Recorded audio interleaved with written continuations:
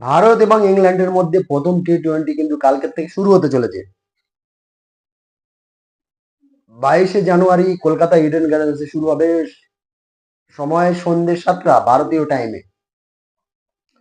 তো যদি দেখা যায় যে ভারতের প্লেইং ইলেভেন কি হতে পারে, যে প্রথমে যদি বলি যে 15 সদস্যের যে স্কোয়াড, সেই স্কোয়াডে কারা কারা আছে: সূর্য কুমার যাদব ক্যাপ্টেন, সঞ্জু স্যামসন, অভিষেক শর্মা, তিলক বর্মা, হার্দিক পান্ডিয়া, রিঙ্কু সিং, নীতিশ কুমার রেড্ডি, অক্ষর প্যাটেলকে ভাইস ক্যাপ্টেন করা হয়েছে।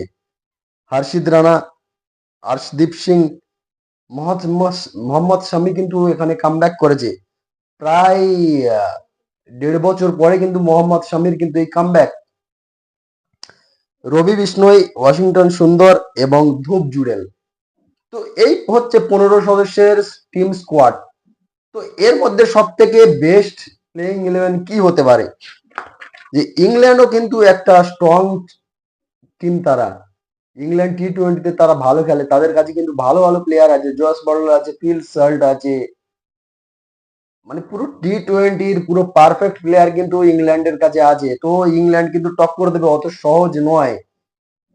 তো ভারতের সম্ভাব্য প্লেইং ইলেভেন কি হতে পারে, যদি দেখা যায় যে সঞ্জু স্যামসন অবশ্যই তিনি ওপেনিং করবেন, এবং ওপেনার এবং উইকেট কিপার, এবং তার সঙ্গে সঙ্গে অভিষেক শর্মা অবশ্যই থাকবে। এর কারণ এরা দুজনে কিন্তু সাউথ আফ্রিকা ট্যুরে বেশ ভালোই পারফরমেন্স করেছিল। তো সেই কারণে কিন্তু সঞ্জু স্যামসন এবং অভিষেক শর্মা দুজনেই ওপেনিং করবে। এবং 3 নম্বরে তিলক বর্মা কিন্তু আউটস্ট্যান্ডিং পারফরমেন্স করেছিল সাউথ আফ্রিকা ট্যুরে। তো সেখান থেকে কিন্তু তিনি ব্যাক টু ব্যাক সেঞ্চুরি করে কিন্তু দেখিয়ে দিয়েছিলেন না, তাকেও কিন্তু সুযোগ দিতেই হবে। তো এখানে তিলক বর্মা অবশ্যই তিনি সুযোগ পাবে, ওয়ান ডাউনে তিনি দারুণ ব্যাটিং করেছিলেন। 4 নম্বরে থাকছে ক্যাপ্টেন সূর্য কুমার যাদব। তো 5 নম্বরে থাকছে নীতিশ কুমার রেড্ডি কিন্তু সেই বাংলাদেশের বিরুদ্ধে যে টি-20 সিরিজ হয়েছিল সেখানে কিন্তু তিনি দারুণ পারফরমেন্স করেছিলেন। সাউথ আফ্রিকা ট্যুরে তাকে নেওয়া হয়নি, কারণ তাকে অস্ট্রেলিয়া ট্যুরে পাঠানো হয়েছিল। সেই কারণে সাউথ আফ্রিকা ট্যুর কিন্তু সে মিস করেছিল। তো ফের আবার নীতিশ রেড্ডি কিন্তু ব্যাক করেছে টি-20 টিমে। তো 5 নম্বরে কিন্তু নীতিশ রেড্ডি থাকছে, এবং 6 নম্বরে হার্দিক পান্ডিয়া, 7 নম্বরে রিঙ্কু সিং, 8-এ অক্ষর প্যাটেলকে কিন্তু এই টিমের ভাইস ক্যাপ্টেন করা হয়েছে। তো অক্ষর প্যাটেল অবশ্যই থাকবে। 8 নম্বরে অক্ষর প্যাটেল এবং মোহাম্মদ শামি, তিনি কিন্তু প্রায় 1.5 বছর পরে কামব্যাক করেছে ভারতীয় টিমে। তো সেই হিসেবে তাকে অবশ্যই খেলানো হবে। মোহাম্মদ শামি 9 নম্বরে থাকছে, এবং বরুণ চক্রবর্তী এবং হর্ষদীপ হর্ষদীপ সিং।